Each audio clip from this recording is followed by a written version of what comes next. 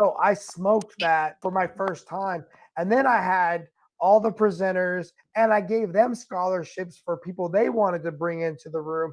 And then I invited 8 of my students who are rising seniors to come get access to some of the best leaders in my community, right? Yeah. Because I wasn't speaking the whole time. I was the MC like I would do at a Yeah. base event, right? I don't got Yeah. to be the guy. I got a bunch of other master chiefs. Let them talk, Yeah. right? These dudes that they got the talent and it was fun, right?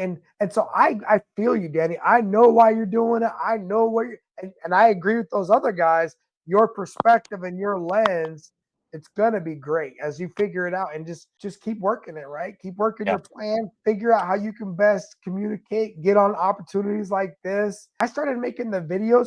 I started making the videos because a guy told me and a guy got in an argument one time. He was a Marine, retired Marine. And I was doing the leadership thing with them, right? And he called me up. I was at the Pro Bowl with my family. And he was like, "Hey, Gary, your post is not in line with our brand." I was like, "You know what, dude? I don't care about your brand. Like, I'm not, it's a Sunday with my family. God bless you and your organization." And I had given them money to be a part of their team, right? Yeah. A I know. significant I know you're amount of talking money, about. a significant amount of money, right? And Yeah. I told my wife was like, "What about the money?" I was like, charge it to the game. It's an Yeah. investment and learn a lesson learned. I never needed to do that because the real value is what my experience brings, not what their other thing brings. And Yeah. I've got to figure out what that means, but I'm not going to be kowtowing to some dude about some stupid post that doesn't meet their identity because authentic leaders don't live that life where I'm like worried about, oh my God, does that match my thing? If I make a mistake, it's okay. I'm sorry. It wasn't on purpose. That's part of being an authentic leader, right? I'm Yes. not trying to be an authentic manipulator, right? There's a Yes. difference, right? So he so he tells me, he's like, well, AI is killing all of the thought leadership and all of the writing. And I was like, you're right. Fun fact, this is all inside of me, bro. I can make a video every day and make it be different every time because I'm always thinking of new stuff. You're the same way. You always thinking of new things, and videos for me are way faster than writing, Oh no. right? No. So I can write like this. I can be like, blah, blah, blah, blah, blah, blah, but then I get on a video and I'm just fumbling all over the place.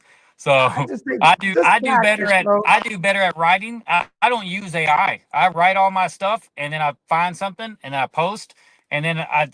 So doing this right here, this feels natural, right? But Yeah. when you're just recording yourself trying to talk on a conversation about something, oh man, that's so hard because you're just talking to yourself. I talk to myself all the time out loud. I'm just not being recorded during it, right? So Hey, brother, like, this is exactly why I started this, right? Because yeah, I but was alone in my room talking to myself. My wife is like, you should probably put somebody else on the other end of the phone so that way you get a little more of that practice.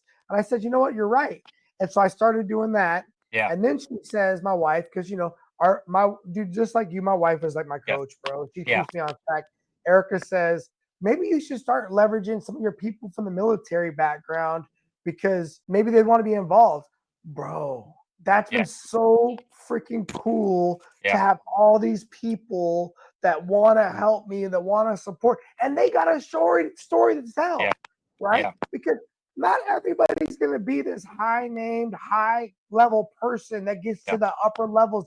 Like I did a podcast today with a brother who's a retired senior chief, right? yeah, And he's still working for the Navy as a GS or whatever. But you know what? His story was freaking dope, bro. Like it was a yeah, beautiful story. And I believe everybody has a unique story that they're living. Maybe they don't even know it yet. And that's yeah, part of what we offer to people, yeah, right? Because part of leading people is learning how to look in the mirror and be like, man, you're freaking cool, bro. Like I like myself. How can I improve me? How can I lead myself? And yeah, then I can maybe expand that to other people. So Danny, yeah, man, as we get ready to land this plane, bro, I'm looking. Let me know how I can help. Right, I would yeah, love to be a team player, teammate. Thank you for spending time in the Chiefs mess because that's what it felt like. Right, yeah. I felt like we got to hang out in the Chiefs mess a little bit and just talk shop and catch up with each other and kind of. I appreciated your journey because wow, Oh bro, yeah, it's a handful, man. I know for that I being know an there's people all out there with way worse stuff than me. I can appreciate that, right? But not even about worse though, bro. But like, I had no idea that you were an RM, right? First. Yeah. And then you went to be a flying radio. Like these are all things that I didn't know.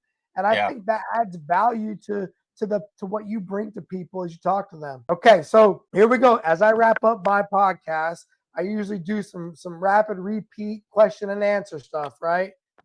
Okay. So the idea here is you don't nuke it, but the first few questions are thought provoking.